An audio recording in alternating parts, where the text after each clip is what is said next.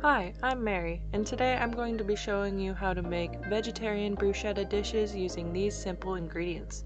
But first, let's define what bruschetta is. Bruschetta is thick slices of bread grilled, rubbed with garlic, drizzled with olive oil, often topped with tomatoes, herbs, and usually served as an appetizer. To make the bruschetta, I got 2 loaves of French bread, some olive oil, some butter, salt, and pepper. The first step was preheating the oven to 350 degrees. Next, I got out the awesome cutting board that I use in all my videos and placed it on the counter to then get some butter to melt to spread on the bread. I did end up using actually a whole stick. Next, I sliced the bread. I was aiming for 1/2-inch slices for the size of the pieces. I then placed them with a pan with some oil on the bottom, and then I rubbed the melted butter on top with a paintbrush. Yes, a paintbrush.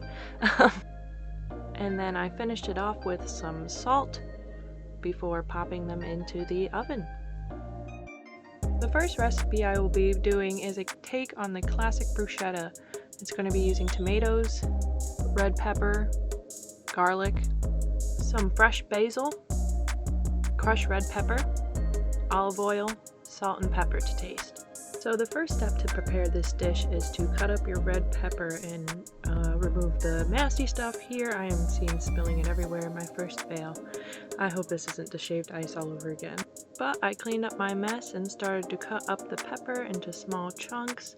I was aiming for 1/2 centimeter sized pieces. Next, I cut up the tomatoes. I was aiming for them to be about the same size as the pepper.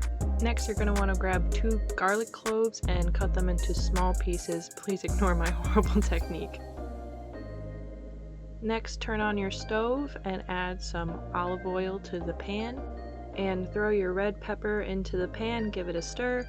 You're going to want them to cook until they are soft.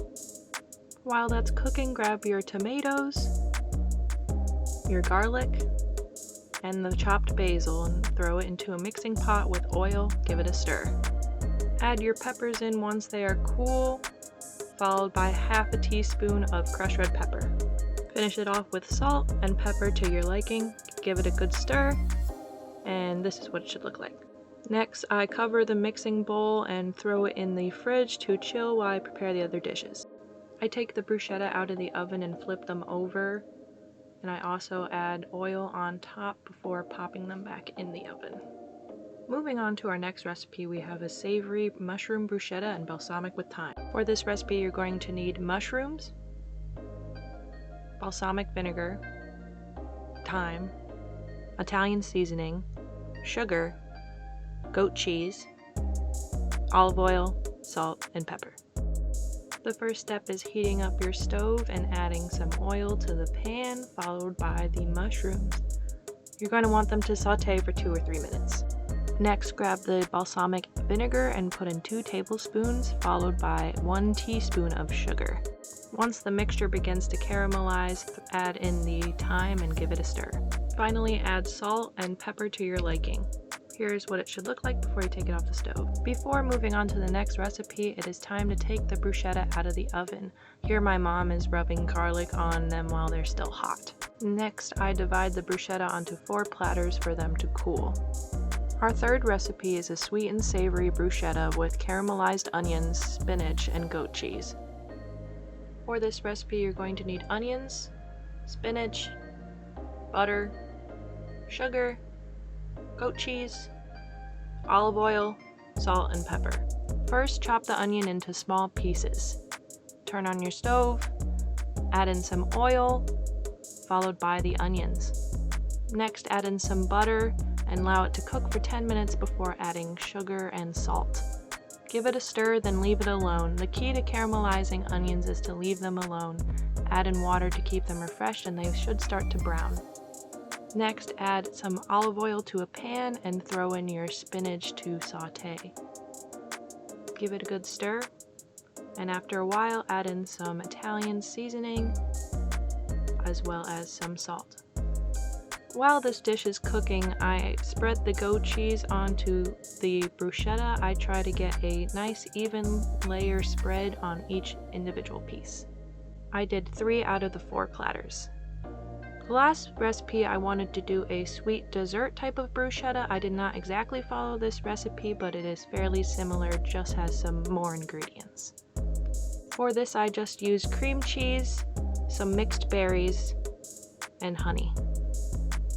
I used the last tray of bruschetta and spread cream cheese on each slice. Next, I did a drizzle of honey on top, and then began slicing the fruit and placing it on top of each piece, and look at how it turned out. Oh, beautiful.